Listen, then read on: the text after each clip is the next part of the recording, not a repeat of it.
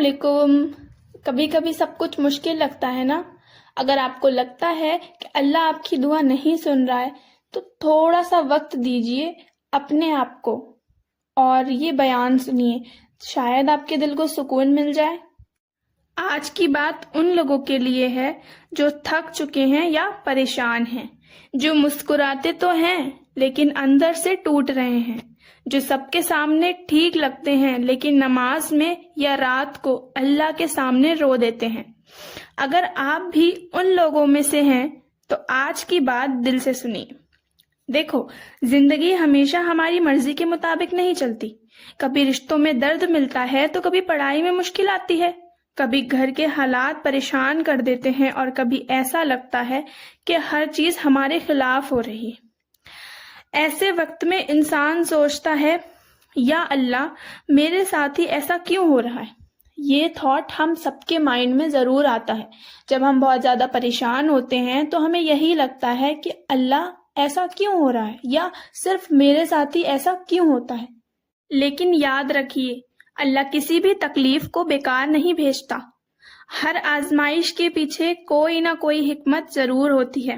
کبھی اللہ ہمارے گناہوں کو معاف کرنا چاہتا ہے تو کبھی ہمارے درجات بلند کرنا چاہتا ہے، اور کبھی ہمیں اپنے اور قریب لانا چاہتا ہے. اس لیے ہر مشکل کو صرف سزا مت سمجھیے، ہو سکتا ہے وہ اللہ کی طرف سے رحمت کا ایک ذریعہ ہو. سوچئے، جب سب دروازے بند ہو جاتے ہیں تب انسان سب سے زیادہ اللہ کو یاد کرتا ہے. جب دل ٹوٹ جاتا ہے تب دعائیں دل کی گہرائیوں سے نکلتی ہیں، اور جب دنیا ساتھ چھوڑ دیتی ہے تب بندہ سمجھتا ہے کہ اصل سہارا صرف اللہ ہے. وہ لائن تو آپ نے سنی ہوگی کہ ٹھوکر لگنے کے بعد ہی عقل آتی ہے.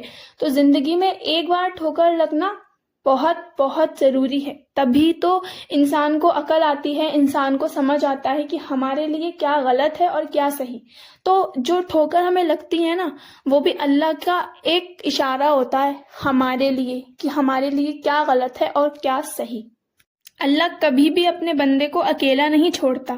چاہے آپ کو لگے کہ کوئی آپ کی بات نہیں سمجھتا، اللہ سمجھتا ہے.